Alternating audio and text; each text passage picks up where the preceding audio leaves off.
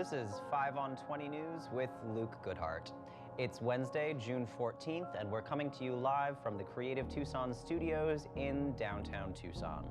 First, let's talk local headlines. When Arizona voters passed Proposition 206 last year, Arizona became one of 7 states to require employers to offer paid sick leave. Arizona workers start earning paid leave on July 1st this year. For companies with 15 or fewer employees, up to 24 hours of sick leave must be available to workers. For larger employers with more than 15 workers, the law requires up to 40 hours to be available. In all cases, paid sick leave has to be earned before it can be used. In Arizona, it is earned at the rate of 1 hour of sick leave for every 30 hours worked. An Arizona worker will be able to take time off from work when ill and not lose pay over it. The law also allows an Arizona employee to use paid sick leave to stay home to take care of a sick child or member of the immediate family. Employers are required to notify their employees of this benefit. If you haven't been notified yet, there's more information available at the Arizona Industrial Commission's website, www.aica.gov. Proposition 206 also raised the state's minimum wage.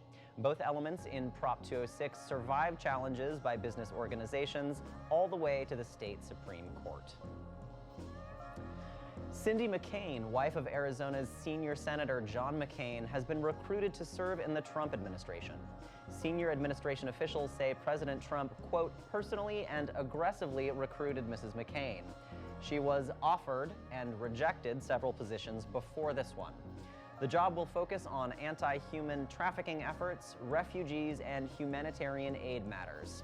It's unclear if Mrs. McCain's job will be within the State Department or some other federal agency. Mrs. McCain has serious credentials and recognized chops as an activist on human rights and refugee issues. But as Harris to the Phoenix-based Hensley Beer distribution company Millions, it's not like she really needs the money. Matt Heinz will once again challenge Martha McSally in Arizona's District 2 congressional seat. The doctor and former state lawmaker ran against McSally in 2016, winning 43% of the vote. Heinz was expected to run because he's been touting a poll that showed him favored over McSally by 4 points. McSally also had a 53% disapproval rating in his survey by Public Policy Polling last month after she refused to show up in the Tucson area for a town hall meeting. Heinz joins political newcomer Billy Kovacs, geologist Allison Jones, Air Force vet Jeff Latas, former Army Assistant Secretary Mary Matiella, and small business owner Charles Verdon in battling McSally for the seat. Former Representative Ann Kirkpatrick is also expected to announce her run, but is waiting to see how much she can bulk up before the Royal Rumble match to unseat McSally. Actor and possessor of anti-aging potion, Kurt Russell says he was the pilot who discovered the famous Phoenix Lights phenomenon over 20 years ago. On the BBC's The One Show, Russell said that he was flying his son to Arizona when he saw 6 lights above the airport in a uniform V shape. Russell radioed in the sighting to the airport, then never thought anything more of it. He hadn't thought of the incident until his wife, Goldie Hawn, was watching a special about the Phoenix Lights 2 years later. The Phoenix Lights are one of the most famous purported UFO sightings in American history. The incident is the foundation for a soon-to-be-released found footage horror movie called Phoenix Forgotten. But some doubt Russell's account, perhaps because he initially told air traffic control that he had seen Jack Burton driving the Pork Chop Express into outer space. A report by the Annie E. Casey Foundation found that fewer Arizona teens are having babies, but that more children now have health care in the state. Advocates cheered the lower teen pregnancy rates, but said that the trend could easily be reversed by changes in healthcare laws that could limit contraception. The report found that 8% of the state's children had health care, compared with 13% in 2010, before the passing of the Affordable Care Act, better known as Obamacare. But there were some downsides found in the report, such as the increase in poverty among children in Arizona. The report found that 22% of Arizona's children were in poverty from 2008 to 2012. This number rose to 24% between 2011 and 2015, compared with the rate of 14% nationally, which is still pretty pathetic for the largest economy in the world. The Tucson Unified School District failed to pass a resolution that condemns anti-education and anti-prosperity measures in the state today. The resolution also provided a list of demands from both the city and the county, which include forcing the mayor and the Pima County Board of Supervisors to commit to the welfare of schools. It also called for a comprehensive analysis of anti-education laws, regulations, and resolutions. Finally, it called for the board to cease and desist all attacks on local businesses based solely on forwarding a partisan political agenda. Well, so much for that. A new city court program could save money by diverting nonviolent offenders from jail by providing alternative ways to serve their sentence. The 24-hour Alternatives to Jail, or ATJ, targets individuals who would normally spend a night in jail for offenses that don't involve victims. This would include drivers who are sent to jail because they had outstanding warrants. Now, instead of sending them to jail, officers can call a judge who will look up the person's information and determine whether the person can be released with certain conditions. The book cost for jail in the state is $300, with each additional stay being $90 per day. The program will run as a pilot for 30 days, with the mayor and council reviewing the progress after that and deciding whether it will be fully implemented. Now in national and international news. A gunman opened fire this morning at a baseball practice involving members of Congress and shot 5 people, including Majority Whip Steve Scalise. The alleged gunman, James Hodgkinson of Illinois, was killed by security after the shooting. Scalise was rushed to the hospital along with the 4 others. Scalise is reportedly in critical condition, but the rest of the victims appear to be in stable condition. The president issued a statement on the shootings, telling Scalise that America is praying for you and praying for all the victims of this terrible tragedy. Members of Congress were getting ready for an annual game to be held on Thursday night.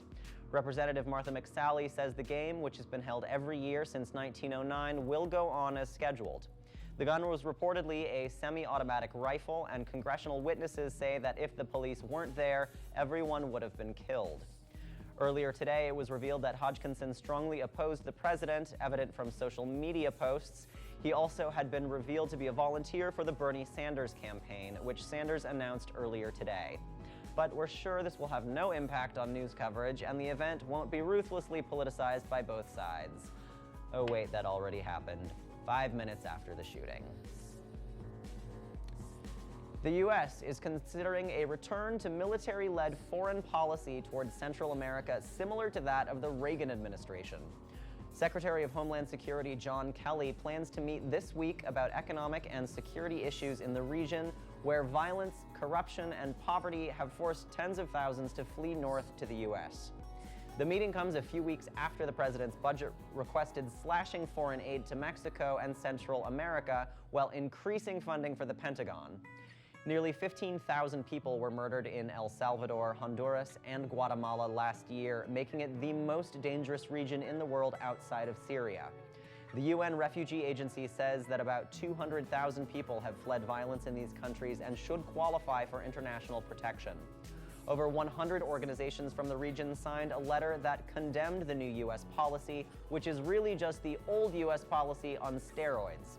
The letter says that the policy focused exclusively on security and economics while refusing to address the root problems of poverty, violence, and corruption. In recent weeks, the Trump administration has focused their energies particularly on members of MS-13, a Salvadoran gang that was actually created in the U.S. during the 80s.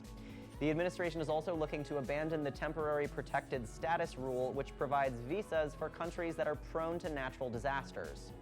If they go through with the plan, 250,000 Salvadorans and Hondurans would be eligible for deportation, which is, of course, a coincidence.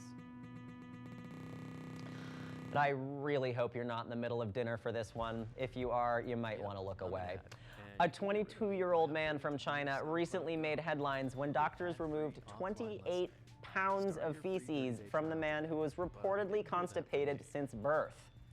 The unnamed man had 30 inches of his grossly enlarged bowel removed by surgeons in Shanghai. It is believed that he had Hirschsprung's disease, which causes the bowels to swell. This disease affects 1 in 5,000 babies. Hirschsprung's is associated with certain inherited conditions such as Down syndrome and other abnormalities present at birth, such as congenital heart disease, and always requires surgery. The condition is congenital and usually causes visually noticeable symptoms from birth. Other red flags are a swollen stomach, gas, diarrhea, and throwing up green fluids. Yum.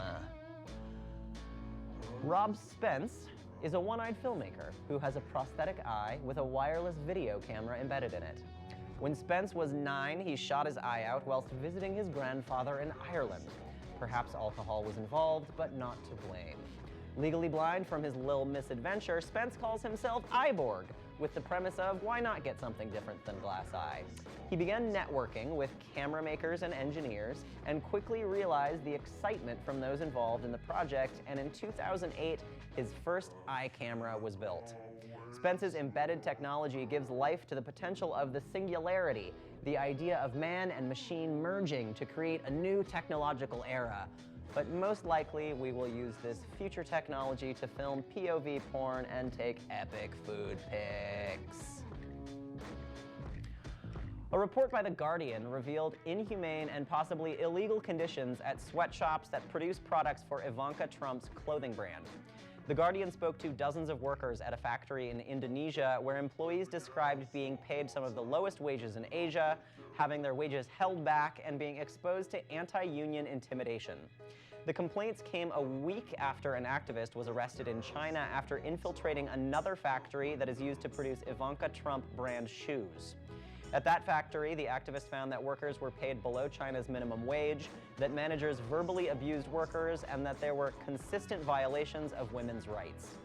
Workers at the Indonesian factory had similar complaints, although their wages were even lower than the Chinese workers.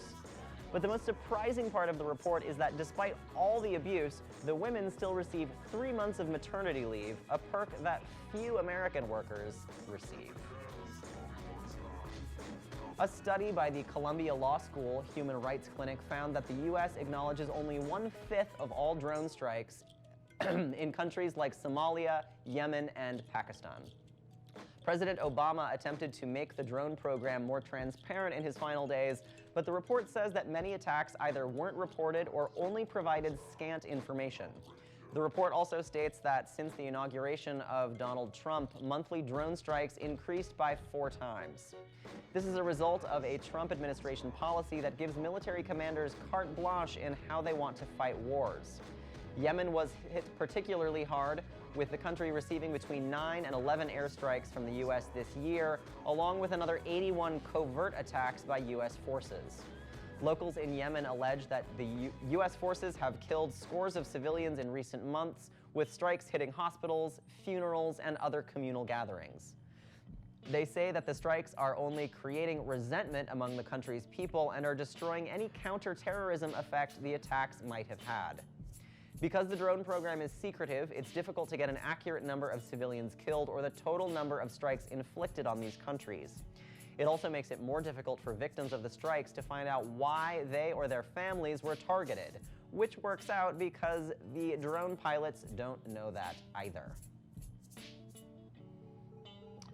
The Senate rejected an effort to block a $110 billion arms deal with Saudi Arabia that was negotiated by members of the Trump administration.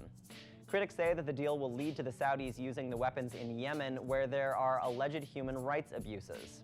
The Guardian reported last year that 1/3 of Saudi bombings hit civilian sites in Yemen, although the Saudi government said this is exaggerating. It's more like 1/4. Senators voted 47 to 53 to advance the resolution to block the deal, but fell short of the majority needed to actually put it into effect. The legislation will now move forward for amendments in the Senate, where it will die a slow death, much like Yemen. And before you think this is a partisan issue, a handful of Republicans voted to block the deal, including Rand Paul, Mike Lee, Toddy Young, and Dean Heller. Meanwhile, a bigger handful of Democrats voted to advance the deal, such as Joe Donnelly, Bill Nelson, Joe Manchin, and Claire McCaskill, whose name is certainly appropriate in this situation. This was 5 on 20 News with Luc Goodhart. Good night and stay creative, Tucson.